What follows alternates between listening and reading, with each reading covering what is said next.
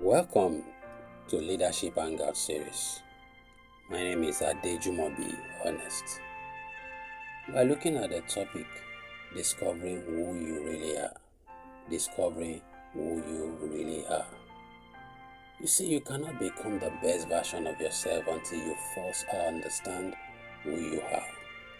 You can never become the best version of yourself until you fully understand who you are.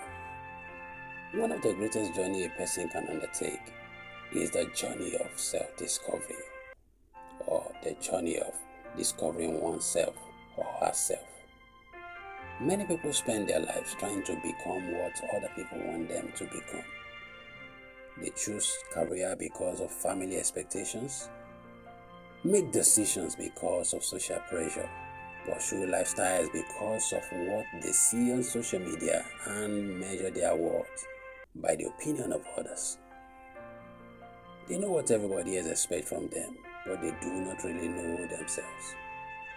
You can't spend your entire life becoming somebody else and still fail to become the person you are created to become. Self-development begins with self-discovery. Before you can effectively develop yourself, you must first understand yourself. You cannot improve what you do not understand. You cannot maximize what you have not discovered. You cannot manage what you have not recognized. And you cannot become everything you are capable of becoming if you continually live according to somebody else's definition of you. So the question is, what does it mean to know yourself? What does it mean to know yourself? Knowing yourself means developing a clear understanding of who you are, what you value, what you believe, what you can do, what you struggle with, what motivates you, and what kind of person you want to become. It is the ability to look beyond your name, occupation, academic qualifications, social status or achievement, and ask deeper questions. Questions like, who am I? What really matters to me? What are my strengths? What are my weaknesses? What am I naturally gifted to do? What kind of person am I becoming? What do I want with my life? Or what do I want my life to represent? See, these questions are not signs of conviction, rather. They are signs of maturity. Each time you ask this question, it means you have come to maturity. It means you are willing and ready to make changes. It is because you are not satisfied with the current trend of your life and you are willing to make a U-turn so that things can get better once again. You see, your identity is more than your circumstances. Your identity is more than your current situation. Your current situation does not define your true identity. So one of the greatest mistakes people make is allowing their circumstances to define them. A person may have failed an examination and begin to see himself as a failure. Someone may have experienced rejection and conclude, nobody will ever love me. See, someone may have lost a job and begin to believe, I have nothing to offer. Someone may come from a disadvantaged background and assume that his future must remain disadvantaged.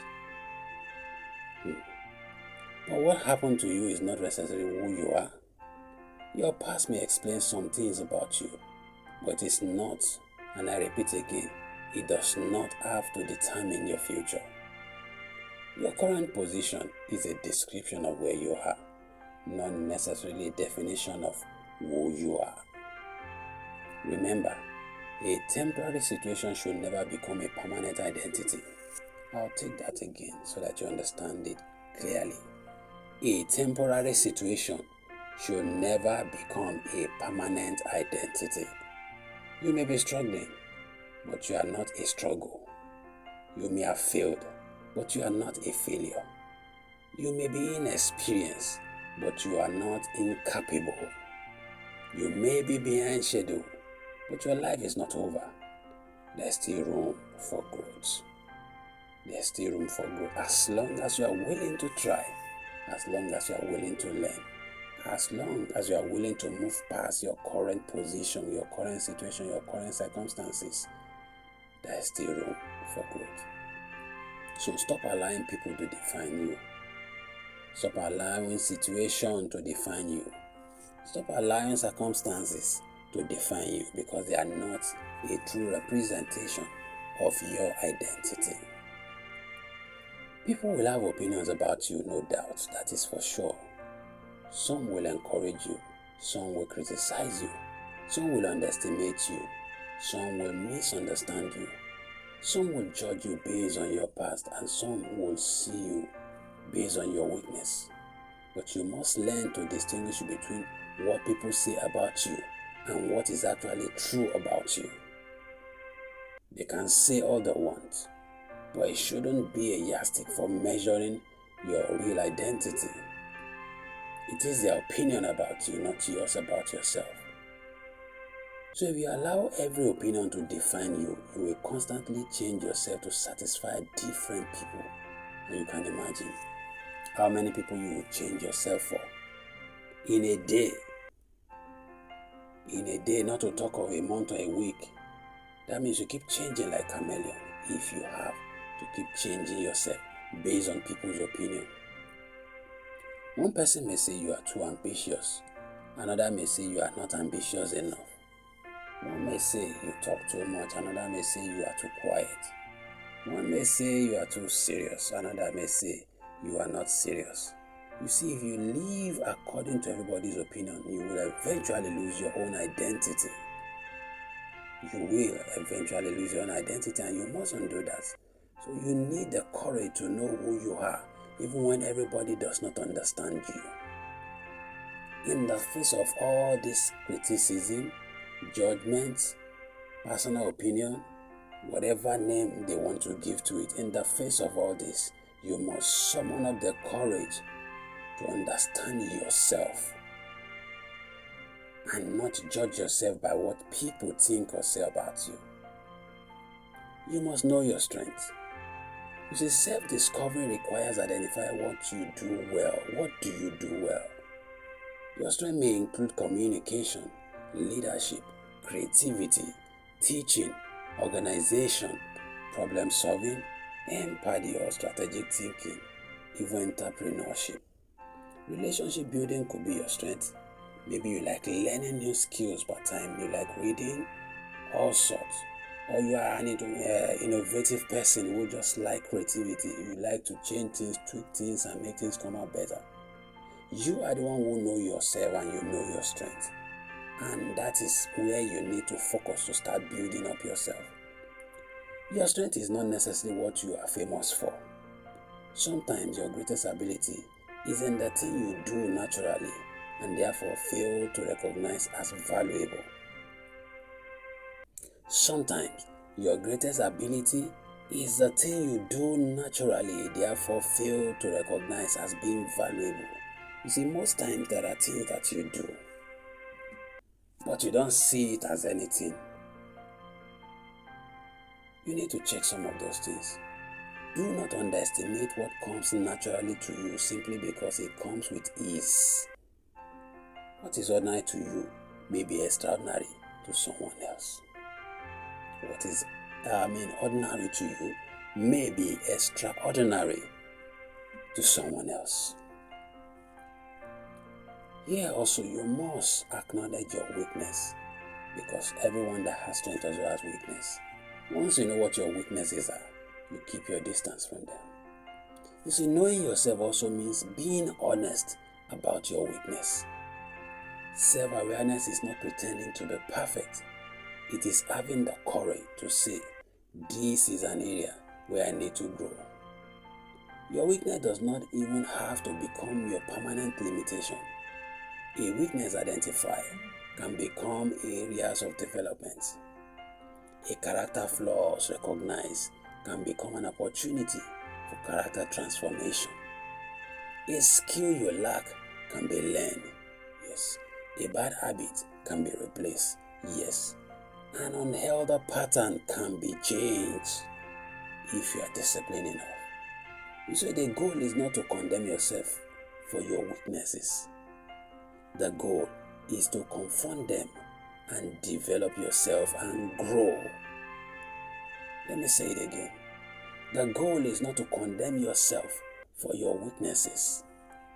The goal is to confront your weaknesses, develop yourself, and grow. And once you grow, you overcome those weaknesses. Don't confuse your potential with your present condition.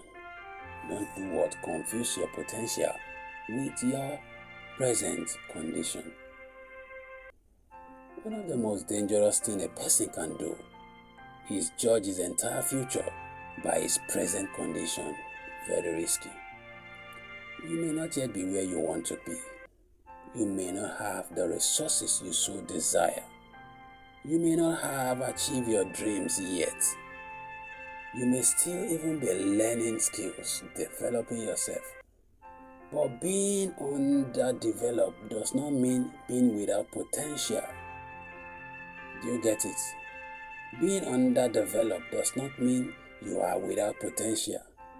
Because a seed does not look like a tree. When it's the first day you hold the seed, it does not look like a tree at all. So the fact that the tree is not visible does not mean the potential for the tree does not exist. The potential for the tree is in the seed. If it goes through the right process, it will eventually become a tree. So your responsibility is to develop what is inside you. Your responsibility is to develop what is inside you. Mind you, your present level is not necessarily your final level. So keep developing. Never stop becoming.